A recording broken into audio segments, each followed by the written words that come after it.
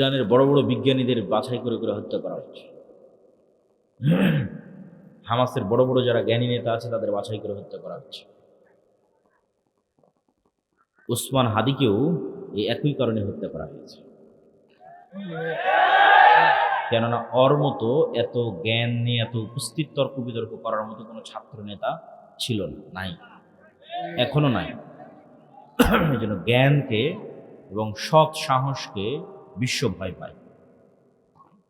জ্ঞান এবং তার সাথে সৎ সাহস। জ্ঞানী অনেক মানুষ হতে পারে, কিন্তু কত জ্ঞানী আছে বিক্রি হয়ে যায় টাকার কাছে। কত জ্ঞানী নিবে? ব্রেইন ড্রেইন বলে একটা কথা আছে, শিক্ষিত ছেলেরা বুঝতে পারবে যে আমাদের দেশে কত মানুষ, কত মেধাবী সন্তান, যদি আমরা মেধা গুরুত্ব দিই না। আমেরিকা ইউরোপ তারা তো মেধার মূল্যায়ন বুঝে, তারা মেধার মূল্যায়ন করে, তখন এখান থেকে মেধা চলে যায় আমেরিকায়, মেধা চলে যায় ইউরোপ, ওখানে গিয়ে সেটেল হয়ে যায়। এই বলে ব্রেইন ড্রেইন, মানে মেধা পাচার, টাকা পাচারের মতো মেধা পাচার হয়ে যায়। তাহলে মেধা আছে, কত মেধাবী ছাত্র শিক্ষক নেবেন, কিন্তু বিক্রি, টাকার কাছে বিক্রি। কিন্তু মেধার পরেও থাকবে সৎসাহস, এটি ব্যতিক্রম। সৎসাহস নিয়ে টাকার কাছে বিক্রি না হয়ে সেই মেধাকে কাজে লাগিয়ে দেশ ও জাতির জন্য কিছু করবে, এটা খুবই ব্যতিক্রম। এটা তেমন একটা ঘটে না।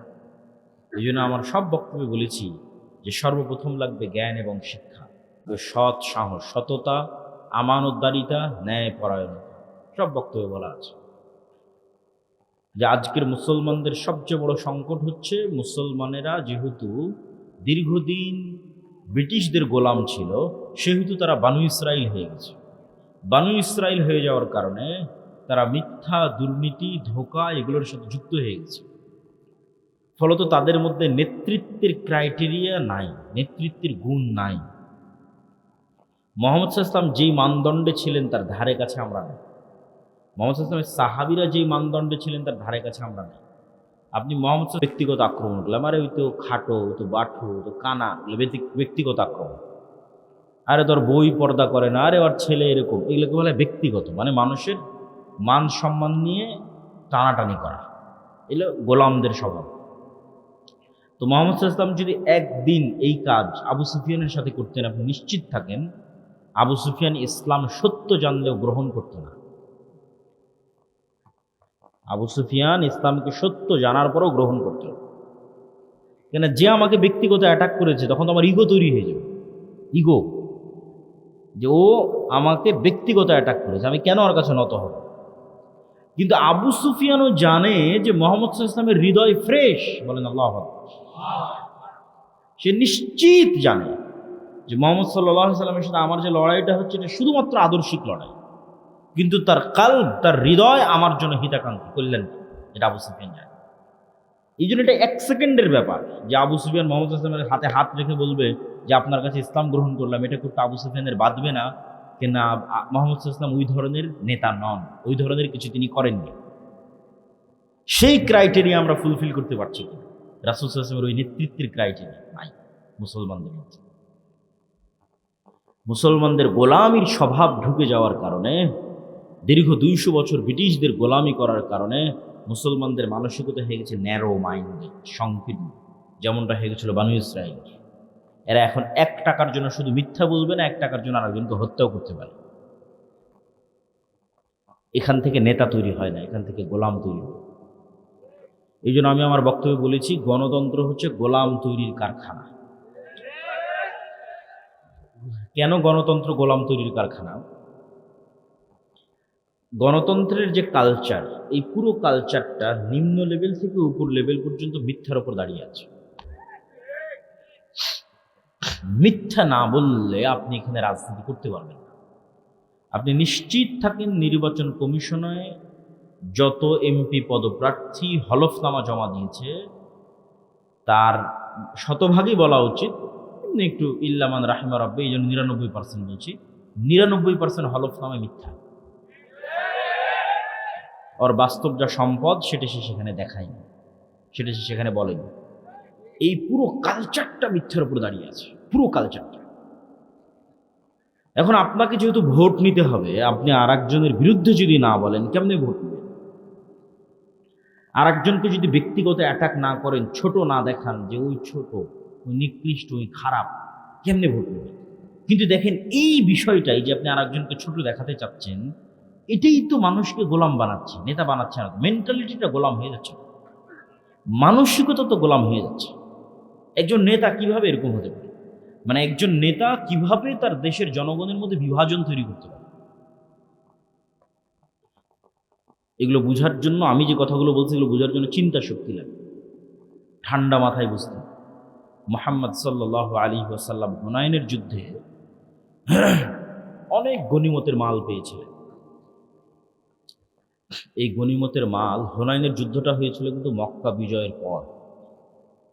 মক্কার মানুষ কেবল মুসলমান হয়েছে, এরা তো এতদিন মোহাম্মদ সাল্লামের বিরুদ্ধে যুদ্ধ করত। আর মক্কার মানুষ কেবল মুসলমান হয়ে মোহাম্মদ সাল্লামের পক্ষে নিয়ে প্রথম যুদ্ধ করতেছে হুনাইনের যুদ্ধ। এই গনিমতের মালের প্রায় সবই মোহাম্মদ সাল্লাম মক্কার নব মুসলিমদের মধ্যে দিয়ে দিয়েছে। এখন যারা মুহাজির এবং আনসার, যারা মক্কা থেকে হিজরত করে আল্লাহর নবীর সাথে গেছিল মদিনায়, আর যারা মদিনায় আল্লাহর নবীর পাশে দাঁড়িয়েছে, সবচেয়ে বেশি কষ্ট তো তারা করেছে। বদরের যুদ্ধ তারা লড়েছে, উহুদ খন্দক তারা লড়েছে, আল্লাহ নবীর কাঁধে কাঁধ রেখে আল্লাহ নবীর সকল দুঃখ কষ্ট তারা শেয়ার করেছে। আর আল্লাহর নবীকে সবচেয়ে বেশি কষ্ট দিয়েছে মক্কার মানুষ। আজ ইসলামের একটা অর্জন, হুনাইনের যুদ্ধে বিজয়, এই অর্জনের একটা বড় অংশ চলে যাচ্ছে সেই মক্কার মানুষের কাছে, আর বঞ্চিত হচ্ছে মুহাজির এবং আনসারের। ওই যে আব্দুর রহিম বলছিল না শয়তানের কথা, শয়তান তো সুযোগ পেয়ে গেছে, যেখানে তো বিভেদ তৈরি করা যায়, চমৎকার একটা সুযোগ। শয়তান তখন মুহাজির এবং আনসারদের অন্তরে দিয়ে দিল যে তোমাদের শুধু ব্যবহার করা হলো, কাজের বেলা দেওয়া হলো মক্কার মানুষকে। তো এই জায়গায় চাইলে রাসূলুল্লাহ সাল্লাল্লাহু আলাইহি ওয়াসাল্লামও বিভেদ তৈরি করতে পারতেন, কেন বিভেদ শয়তান চায়। আপনাদের ভাষায় যদি বলি, বাংলাদেশের ঐতিহাসিক প্রেক্ষাপটে যদি বলি, যে মুক্তিযোদ্ধা বনাম রাজাকার, এইভাবে একটা দেশের মানুষকে বিভক্ত রাখা, এটা হচ্ছে ভারতীয় রাজনৈতিক বয়ান।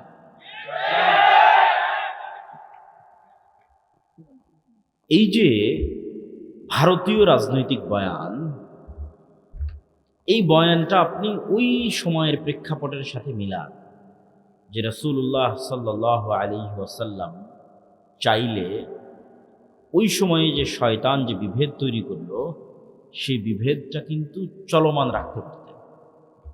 কিন্তু তিনি সেই বিভেদটা কিভাবে চাপা দিচ্ছেন দেখেন। তিনি মদিনার মানুষকে ইমোশনালি হিট করলেন। ইমোশনাল ইন্টেলিজেন্স, ইমোশনাল কৌশলে রাসূল সাল্লাল্লাহু আলাইহি সাল্লামের চেয়ে সেরা পৃথিবীতে কেউ নাই। তিনি ইমোশনালি মদিনার মানুষকে বললেন, এই কথার গুরুত্ব আছে, মুহাম্মদ সাল্লাল্লাহু আলাইহি সাল্লামের বাড়ি মক্কা, ঘর মক্কা, যৌবন মক্কা, কিশোর মক্কা, আত্মীয় স্বজন মক্কা, কষ্ট দিয়েছে মক্কার মানুষ। মুহাম্মদ সাল্লাল্লাহু আলাইহি সাল্লাম বললেন, মদিনার মানুষ এখন তো মক্কা বিজয় হয়ে গেছে, চাইলে তিনি মক্কায় থাকতে পারেন, মন এটাই টানবে। মক্কা বিজয় হয়ে গেছে যেহেতু, মক্কায় আমার শৈশব কৈশোর যৌবন, মন এটাই চাইবে যে আমি মক্কায় থাকি, এটাই স্বাভাবিক। মুহাম্মদ সাল্লাল্লাহু আলাইহি সাল্লাম বলেন, মদিনার মানুষ, মক্কার মানুষ নিয়ে গেল সকল গনিমতের মাল, আর তোমরা নিয়ে যাবে মুহাম্মদ সাল্লাল্লাহু আলাইহি ওয়াসাল্লাম। বলেন আল্লাহু আকবার। কোথায় হিট করেছে রাসূল সাল্লাল্লাহু আলাইহি ওয়াসাল্লাম দেখেন, মদিনার মানুষের চোখে পানি। যে এর চেয়ে বড় ভালোবাসার নিদর্শন আর কি হতে পারে, যে স্বয়ং মুহাম্মদ সাল্লাল্লাহু আলাইহি ওয়াসাল্লাম আমাদের সাথে আমাদের বাড়িতে এবং ঘরে ফিরে যাবে, এবং তিনি আমাদের সাথেই থাকবে, আমাদের শহরে মারা যাবে, আমাদের সাথে খাবে এবং উঠবে। এটা তো সারা পৃথিবীতে ক্রয় করা যাবে না। এই সামান্য গনিমতের মালের বা কি দাম আছে? এই যে আল্লাহর নবী তার জাতিকে বিভক্ত হতে দিলেন না, এক রাখলেন। নেতা কখনো তার জাতিকে বিভক্ত করতে পারে না, কিন্তু গণতন্ত্র শিখাই বিভক্তি।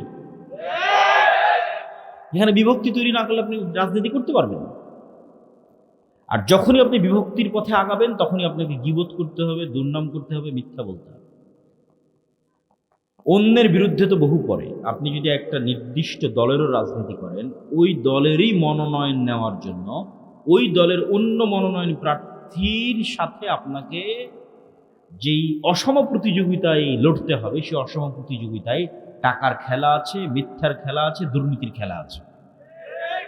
আপনি ওই টাকার ওই মিথ্যা ওই দুর্নীতির খেলা না খেললে আপনি নিজেই নিজের দলের মনোনয়ন পাবেন না। তাহলে আমি কি বলতে চাচ্ছি যে গণতন্ত্র টপ টু বটম পুরো কালচারটা যেই সিস্টেমের উপর দাঁড়িয়ে আছে, এই সিস্টেমটা মিথ্যার সিস্টেম, গীবত এবং পরনিন্দার সিস্টেম। আর মিথ্যা গীবত পরনিন্দা কার স্বভাব? হ্যাঁ, শয়তানের তো অবশ্যই, কিন্তু আমি যেই টপিকে আছি, গোলামের স্বভাব। কার স্বভাব? আর একটু জোরে বলেন, কার স্বভাব? গোলামের স্বভাব। তাহলে এই কালচারের মধ্যে দিয়ে যত এমপি সংসদ ভবনে যাচ্ছে, এরা স্বাধীন না গোলাম? গোলাম। এরা নেতা না গোলাম? গোলাম। এই জিনিসটা যেই দিন আপনি বুঝে যাবেন, সেই দিন আমার মেসেজ আপনাদের কাছে ক্লিয়ার হয়ে যাবে যে আমরা প্রকৃত নেতা তৈরি করতে চাচ্ছি। আমরা চাচ্ছি যে মুসলমানদের মধ্যে প্রকৃত নেতা তৈরি হবে। গণতন্ত্র তো গোলাম তৈরি করতেছে। যে আজকে টাকা দিয়ে মনোনয়ন কিনেছে, সে কাল এমপি হওয়ার পর, মন্ত্রী হওয়ার পর, এমনকি প্রাইম মিনিস্টার হওয়ার পর টাকার কাছে বিক্রি হয়ে যাবে।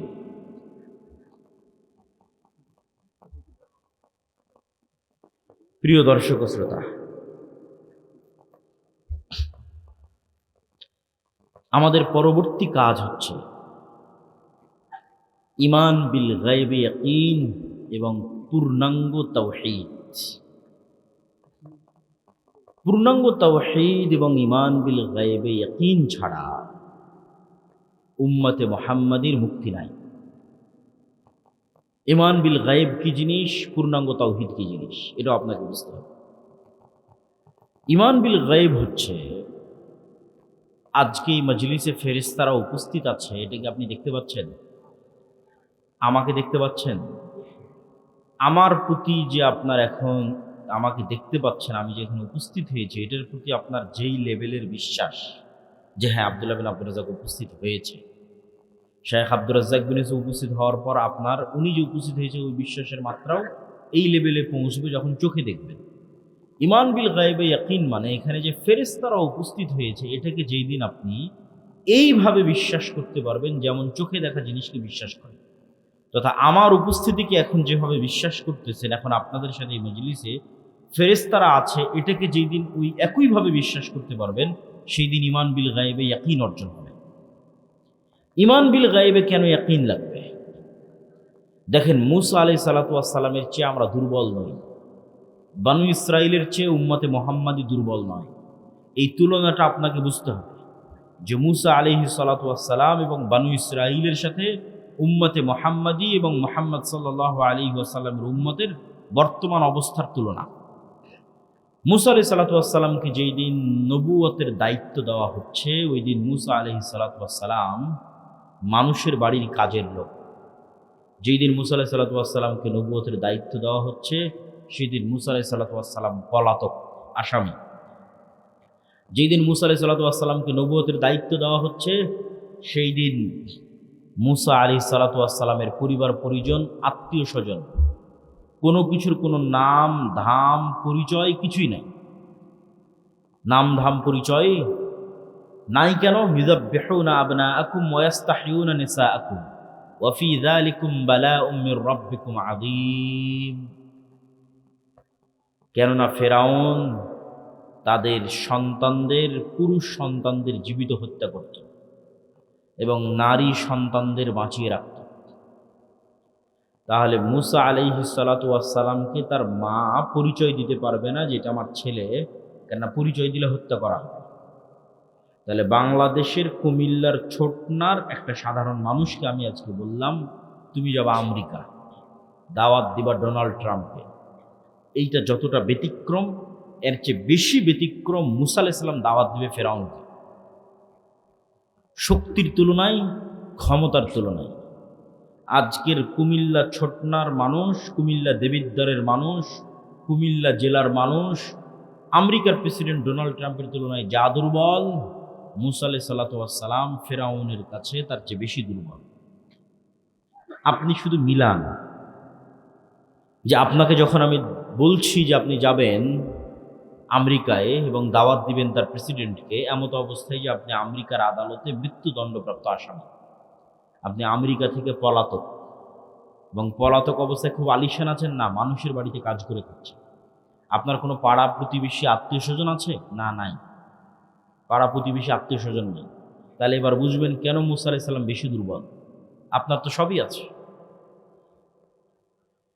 এমতো অবস্থায় মুসা আলাইহিস সালামের পক্ষে কখনোই সম্ভব নয় যে তিনি ফিরআউনের মুখোমুখি হবেন, একটা শর্ত ছাড়া। সেটা হচ্ছে মুসা আলাইহিস সালাম যদি গায়েব দেখতে পান এবং গায়েব জানেন এবং গায়েবে ইয়াকিন তৈরি হয়, তবে সম্ভব।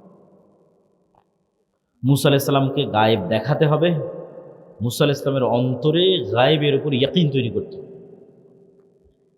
মহান আল্লাহ সেই পথই বেছে নিয়েছেন। মুসা আলাইহিস সালামকে বলা হলো, তোমার হাতের লাঠি ছেড়ে দাও। আল্লাহ এটা বললেন না যে আমি জান্নাত থেকে একটা লাঠি এনেছি, আসমান থেকে একটা লাঠি এনেছি, সেই লাঠিটা তোমাকে দিচ্ছি, এটা ছাড়লে সাপ হয়।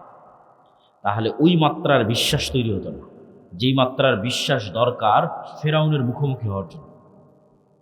এখন এই বইটা আমি হাতে করে আছি, আজ 5 বছর 10 বছর থেকে আমি এই বই পড়ি, আমার হাতেই আছে। আমার হাতে 5-10 বছর থেকে যে লাঠি আছে, সেই লাঠি এখন সাপ হচ্ছে। আসমান জান্নাত থেকে আসা বিশেষ লাঠি তো সাপ হতেই পারে, অস্বাভাবিক কিছু না। আমি তো নিজে এই লাঠিকে গাছ থেকে ভেঙে কেটেছি, এটা তো কোনো স্পেশাল লাঠি নয়, এটা তো নর্মাল লাঠি, আমি ব্যবহার করছি 10 বছর থেকে, এটা কেমনে সাপ হতে? এটাই গায়েব, যে গায়েবে আল্লাহ সুবহানাহু ওয়া তাআলার ক্ষমতা কত বেশি, এটার একটা আলামত মুসা আলাইহিস সালাম দেখছেন। এবং এটাই ছিল কারণ যে জাদুকরেরা কেন সিজদা করবে। আপনি নিশ্চিত থাকেন জাদুকরদের হাতের লাঠি এবং জাদুকরদের দড়িও সাপে পরিণত হয়েছিল। জাদুকরদের হাতের লাঠি এবং দড়ি সাপে পরিণত হওয়ার পরেও মুসা আলাইহিস সালামের সাপে এমন কি ছিল যে তারা সিজদা দিল। অনেকেই মনে করে যে মুসা আলাইহিস সালামের তাদের সব সাপ খেয়ে ফেলেছে, এই জন্য। এটা একটা কারণ হতে পারে, কিন্তু আসল কারণ কোনটা সেটা আপনাকে আমি ধরিয়ে দিচ্ছি, তাহলে আপনি বুঝতে পারবেন। আজকের এই 3D প্রযুক্তির যুগে এবং ভিডিও অ্যানিমেশন 3D অ্যানিমেশনের যুগে আমি আপনার চোখের সামনে এই বইকে সাপ বানিয়ে দিতে পারি। কিসে? স্ক্রিনে, মোবাইলের স্ক্রিনে, টিভির স্ক্রিনে, কম্পিউটারের স্ক্রিনে আমি অ্যানিমেশন করব, ডিজাইন করব, আপনার চোখের সামনে দেখবেন যে এই বইটা আস্তে আস্তে সাপ হয়ে যাচ্ছে, স্ক্রিনে দেখতে পাবেন ডিজাইনের মধ্যে। এই বইটা এখন সাপ হয়ে গেল, ঠিক আছে, স্ক্রিনে দেখতে পাচ্ছি সাপ হয়ে যাচ্ছে। আবার যদি 3D কোনো চশমা চোখে দেন, আবার ওই সাপ যদি ছোবল মারে, তাহলে ওই চশমা চোখে দিলে মনে হবে স্ক্রিন থেকে বের হয়ে এসে আমাকে ছোবল মারতেছে। ওই প্রযুক্তিও আছে। আবার চোখ থেকে চশমা খুললে দেখবেন আরে না, সাপ তো স্ক্রিনই আছে। তাহলে এই বইটা সাপে পরিণত হয়েছে চোখে। বাস্তবে কি? বাস্তবে নয়। আজকের বিজ্ঞানের পক্ষে সম্ভব নয় যে এটাকে সাপে পরিণত করবে বাস্তবে। কোথায় সম্ভব? চোখের ভেলকিতে, ডিজাইনে সম্ভব, 3D অ্যানিমেশনে সম্ভব। এটাও দেখানো সম্ভব যে এসে আপনাকে ছোবল মারতে হবে, আপনি ভয় পাবেন, এটাও দেখানো সম্ভব। তাহলে তাদের লাঠি এবং তাদের দড়ি সাপে পরিণত হয়েছিল, এটা ছিল চোখের ভেলকি, ঠিক আজকের যুগের স্ক্রিনের, মোবাইল কম্পিউটারের স্ক্রিনের ডিজাইন। That's it. আর মুসা আলাইহিস সালাম এটা ছিল আস্ত যেই সাপ এখন মেঘনা নদীতে ঘুরে বেড়াচ্ছে, এই বইটা এখন সেই সাপে পরিণত হয়েছে। আস্ত যেই সাপ মেঘনা নদীতে ঘুরতেছে, চোখের ভেলকি না।